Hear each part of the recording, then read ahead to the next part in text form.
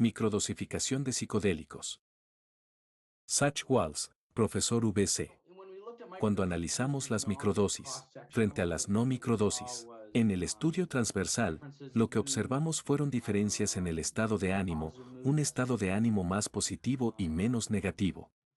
Esas fueron las principales diferencias que surgieron.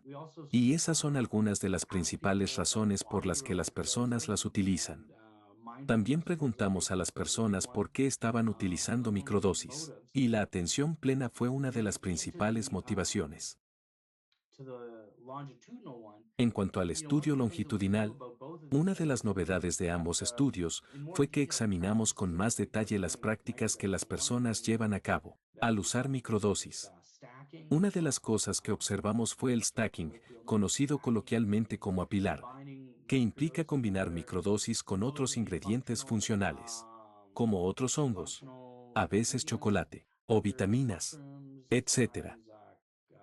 El más famoso de estos es el stack de Stamets, que fue el que observamos más en nuestro estudio.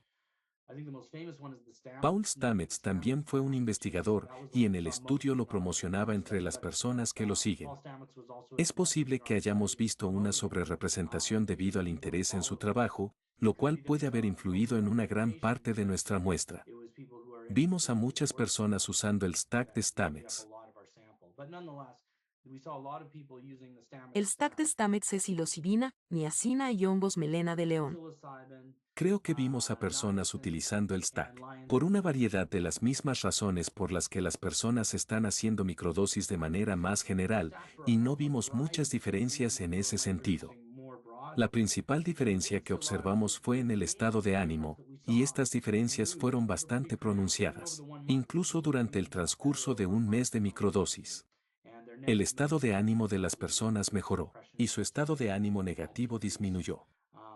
Mientras que su estado de ánimo positivo aumentó, su depresión y ansiedad disminuyeron. Vimos estos cambios, y no importaba si estaban tomando psilocibina, con o sin los otros ingredientes.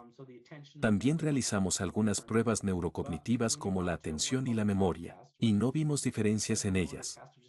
Sin embargo, cuando llegamos a la prueba del toque, tap test, que es una prueba psicomotora para medir qué tan rápido puedes tocar con el dedo, a veces se utiliza como un indicio temprano de diferentes trastornos neurodegenerativos, vimos diferencias entre aquellos que utilizaban el stack y aquellos que no lo hacían, incluso con nuestra muestra grande.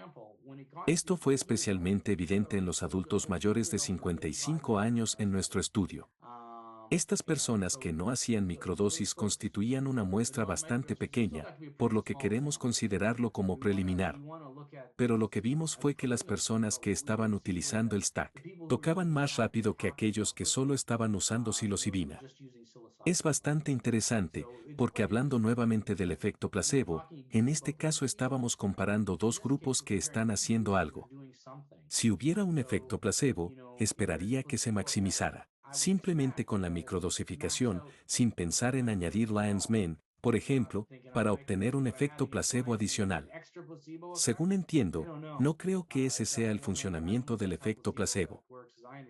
Y además, este efecto placebo solo fue evidente en los mayores de 55 años, por lo que sería un efecto placebo bastante específico.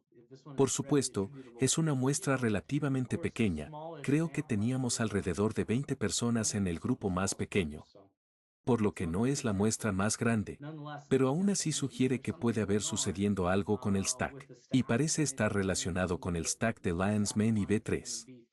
La dirección de los efectos observados es consistente con lo que la gente esperaría, es decir, que podría reducir parte del deterioro de esa capacidad psicomotora, relacionado con la edad u otras formas de degeneración.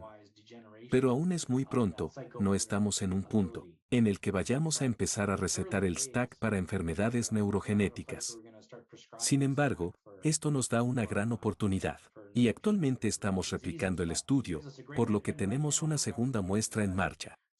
Si volvemos a observar esto en los mayores de 55 años en el grupo del stack, en comparación con el grupo de psilocibina, entonces realmente estaré asombrado. No quiero ir muy lejos en la interpretación de los resultados. Creo que la prueba del toque a veces se asocia con una etapa temprana de demencia o un marcador temprano de la enfermedad de Parkinson, particularmente. Entonces es evidencia que es consistente. Si siguiéramos por ese camino, aún nos faltan un par de pasos para poder afirmar esto. Pero en estos primeros días, apunta en la dirección correcta, que vale la pena experimentar con más cuidado y examinar en más detalle. Si no encontráramos ninguna diferencia, no tendríamos nada que decir.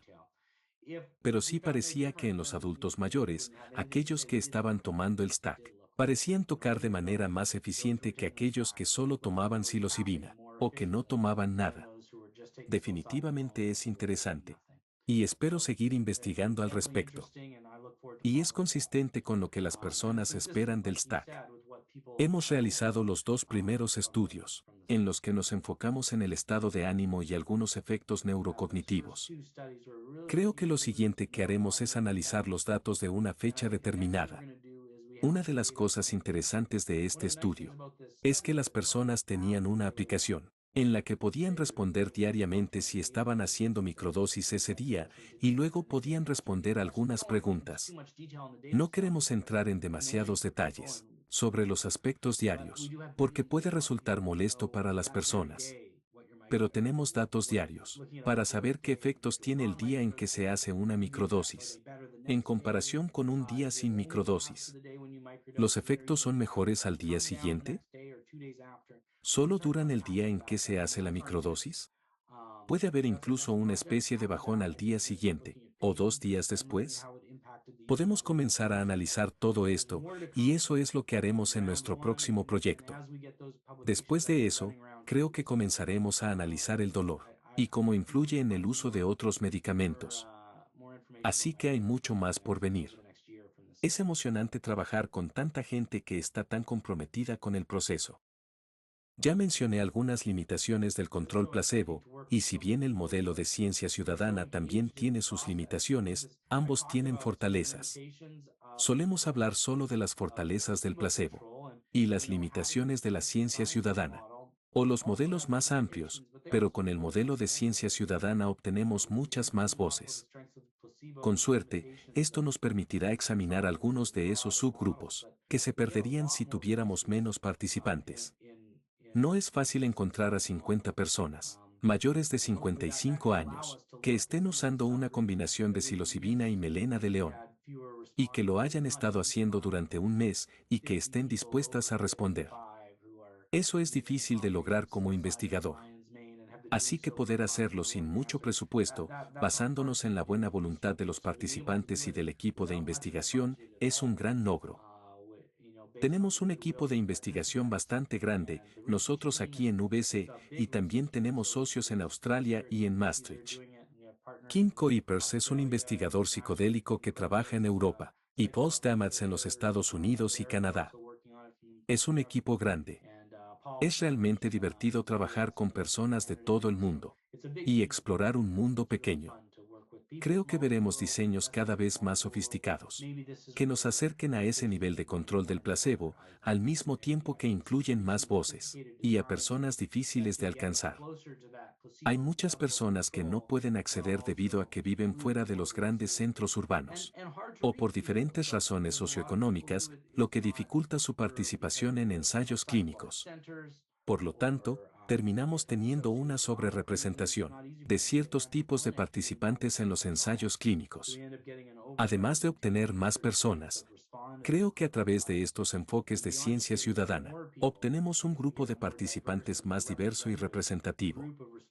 Creo que es un buen complemento para el trabajo de laboratorio, y para algunos de los estudios con control placebo que estamos realizando, los estudios de grupos grandes son el camino del futuro, y si podemos hacer seguimiento por largo tiempo a un gran número de participantes, creo que podemos aprender mucho.